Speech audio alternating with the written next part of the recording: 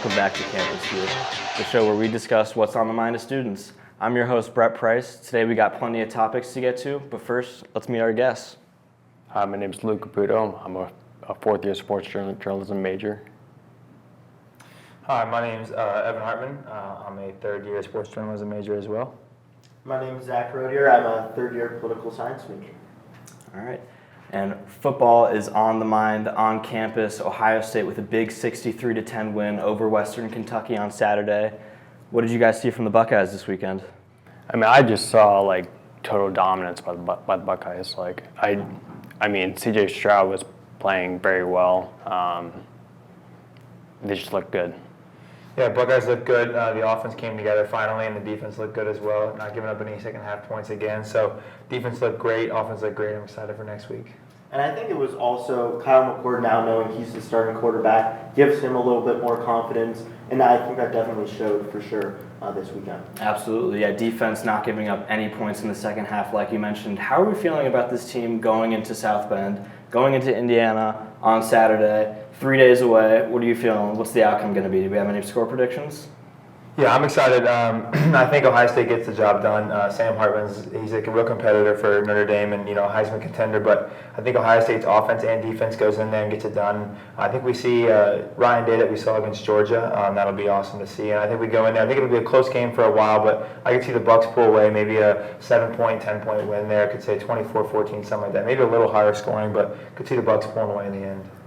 I think it's going to be a really tight game as well, especially in South Bend with the atmosphere that they'll have there. And their fans are going to be ready, and it looks like there's going to be a lot of recruits there for Notre Dame as well. So they're going to want a big atmosphere and a big win for their team. But I think Ohio State coming prepared. They've had these 3 games now to really get ready on the road and at home. And I think Kyle McCord now, after this weekend, knowing that he's the starting quarterback, gave him a little bit more confidence. And also the chemistry between the wide receivers and the quarterback, now that's solidified a little bit that the Buckeyes could pull through. Yeah, and you mentioned that big atmosphere transitioning a little bit. I think we all saw that Monday night in Heinz Field in Pittsburgh with the Steelers taking down the Browns. Can we talk a little bit about that, what you guys saw from that game as well?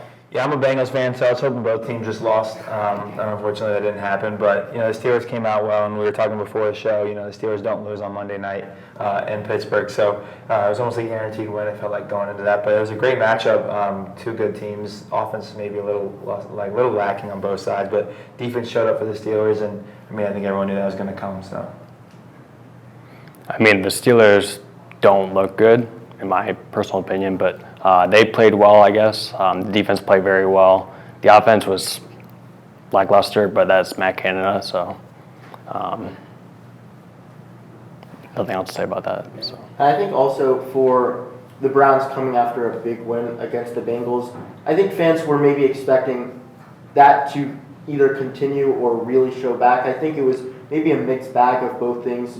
The Browns did show some offense and some flashes at different times, but then it started to go back. So it'll be interesting to see for sure in week 3 how they continue to perform, if they're going to show how they did against the Bengals or kind of the similar thing, what happened against the Steelers. Yeah, absolutely. And then transitioning back to college ball. Big game on Saturday, but it's an away game. Do any of you guys have plans on making the trip to Indiana, or what are you doing to watch it here in Columbus? I'm probably not going to watch the game. Just not going to watch it. I'm not headed to South Bend. Wish I was. But, I'll be watching from here for sure. I'm not sure where I'm watching it at yet. But I know I'll be watching first quarter to fourth quarter for sure. Just like Evan, around the same thing.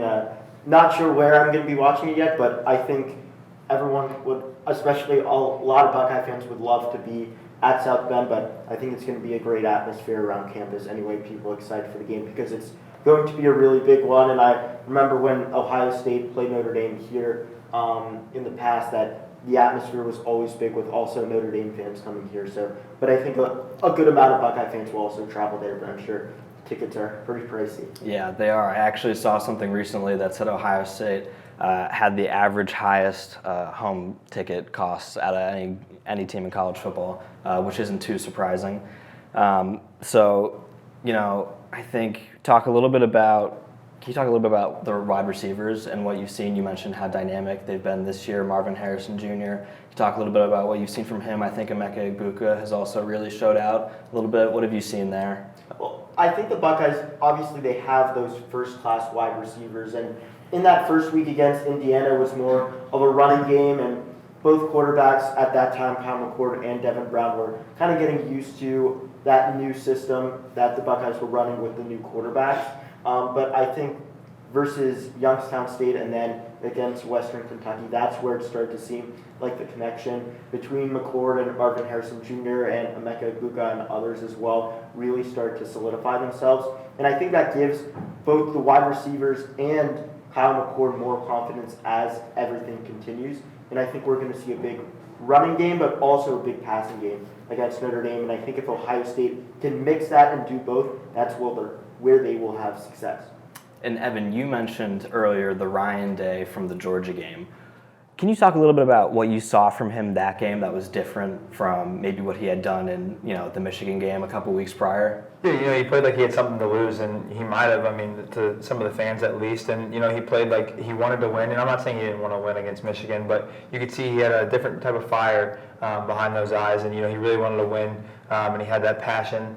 And so I think if we see that coming out, we need to see that in games coming up, in these tough games like we have against Notre Dame, and then we play Penn State, and then obviously when we play Michigan again. So I think if we can see that Ryan Day, the aggressive, the good play calls, I think it'll be a good sight for Buckeye fans. Yeah, absolutely. Do you guys have any favorite game day traditions or anything that you particularly like to do before the games or after the games? Not really. I've never been that kind of person, so. I do. I always wear the same jersey, same outfit of everything. I'll switch pants and shorts when it gets warm and cold, but then I also have this little jersey from when I was like 4 that I always have. So it's like an always just kind of thing that I carry around every game day. So that's just one of my things. I'm not superstitious like that, but I think that's the same clothes every single day. Do you wash them at all? Not the small jersey. I wash everything else, but the small jersey, yeah, no, that one doesn't get washed. Well, it's been a good luck charm, I take it. Yeah, some I good didn't memories with I didn't wear it. it against Michigan. Nice. I wore it against Georgia, and that was a close one. But I didn't wear it against Michigan. We lost, and so I didn't wear it against Oregon last year. We lost, or So 2 years ago. So it was my fault. I'm not taking full blame, but yeah. So it's one of my little good luck charms. Yeah, and it's never too early to think about the Wolverines. How are you feeling this year about the matchup in Ann Arbor? It's scary going to Ann Arbor. I went there freshman year. It was definitely not an exciting thing to go there and see that. But, I think if we come out like this, Michigan kind of looks a little lackluster the first couple games, especially against Bowling Green. I think we've played the best so far, even with the opponents being a little bit lesser than us, I would say. And so I think if we play at the same pace we're playing at and Michigan doesn't get too much better, I think it'll be a good game for sure. Yeah, I think the same thing. It's going to be a close game, and obviously you have that rivalry, and it's going to change next year too when the conferences with the Big Ten go down with the Big Ten championship, and with the addition of another team, we're not sure exactly how those games will turn out. Yeah, it's going to be interesting. We're all looking forward to it. Only a couple months away. That's all we have for the Campus View football recap, and thanks for watching.